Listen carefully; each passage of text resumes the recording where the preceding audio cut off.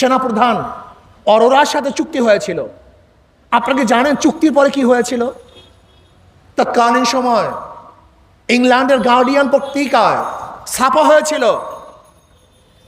যে ভারতের সৈন্যরা আমাদের দেশ থেকে এমন লুটপাট শুরু করেছে, এমনকি বাথরুমের ঝর্ণা, বাথরুমের টেপ, যেহেতু ঢাকার মধ্যে বিদেশে অনেক মাল পাওয়া যেত, এর জন্য তারা টেলিভিশন, রেডিও, শাওয়ার, গাড়ি, সমুদ্রের জাহাজ, রাইফেল, ট্যাঙ্ক, মানুষের ঘর বাড়ি, টাকা পয়সা, এমন কিছু নাই যা লুট করে নেই। গার্ডিয়ান পত্রিকা ছাপা হয়েছিল তৎকালীন সময় 220 কোটি ডলার, 220 কোটি ডলার ভারত লুটপাট করেছিল। যদি ভারত আমাদের বন্ধুই হয়, এত লুটপাট কেন করবেন? এত চুরি কেন করবেন? এত ডাকাতি কেন করবেন? আপনারা দেখেছেন সেই পত্রিকাগুলির রিপোর্ট। এমনকি অরোরা সাহেব যখন বাংলাদেশে আসতেন ওই সময়, তখন আমাদের বাংলাদেশের সেনা প্রধান যেই বাংলুরে থাকতেন সেখানে তাকে থাকার জায়গা দেওয়া হয়েছিল।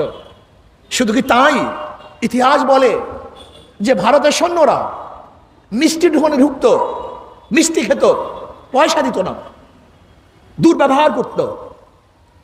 চুরি ডাকাতির একটা মর্গ স্বর্গ এই দেশে তারা কায়েম করেছিল।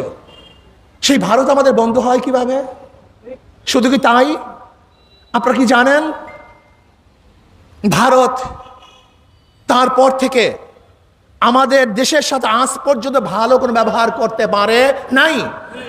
এখন বলতে পারেন ইন্দিরা গান্ধী ভারতের সৈন্য ফিরিয়ে নিয়ে গেছে। আমরা তো আগেই বলেছি যে ভারতের সৈন্য তো আমাদের দেশকে রক্ষা করার জন্য আসে নাই, ডাকাতি করার জন্য আসছে। আমরা ইন্দিরা গান্ধীকে বলেছি ডাকাতকে ফিরিয়ে নিয়ে যাও, বাংলাদেশের জনগণ পাকিস্তানের সৈন্যের বিরুদ্ধে যেরকম লড়াই করেছে আর একবার তোমার সৈন্যের বিরুদ্ধে লড়াই করবে।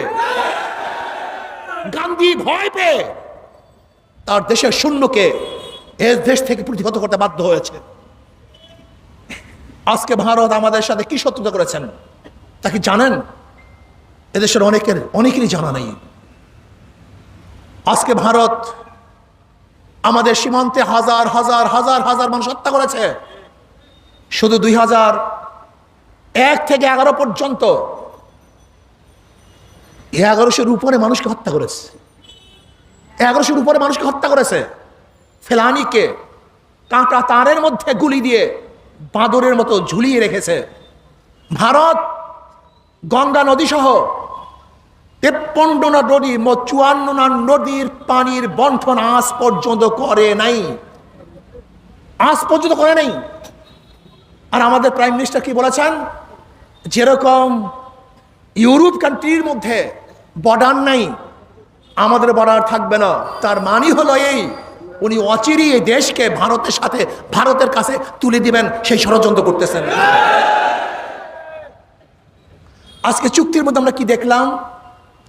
এমনকি প্রতিরক্ষা মন্ত্রণালয় শান্তির ব্যাপারেও ভারতের গভীর আগ্রহ।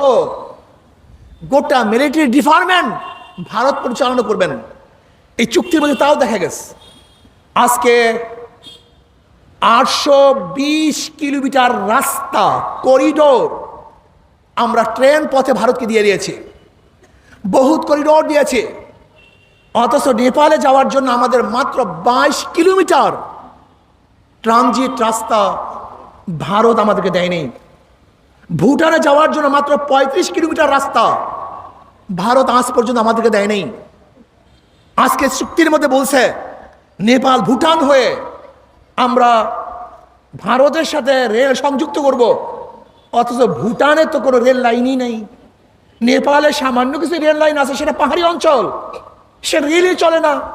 তার মানে হলো এই, ও জানে যে নেপালের সাথে কোনো দিন রেল লাইন হবে না। রেল লাইন হবে ভারত টু ভারত, আর করিডোর হবে বাংলাদেশ। সেই চুক্তির মধ্যে স্পষ্ট নাই সেই রেলের মধ্যে কি বহন করবে, অস্ত্র বহন করবে না টাকা বহন করবে না সৈন্য প্রেরণ করবে, স্পষ্ট নাই।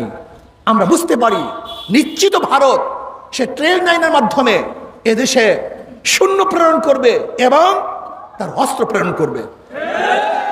এত অবস্থাটা কি হবে জানেন? খাল কেটে কুমার আনার মতো অবস্থা। সেভেন সিস্টার নিয়ে চীনের সাথে ভারতের বিরোধ। যখনই আমরা ভারতকে করিডোর দিয়েছি, আলটিমেট চীন আমাদের বিরোধী হয়ে যাবে। তার মানে হলো এক পরাশক্তির শত্রুতা আমরা নিজে চুক্তির মাধ্যমে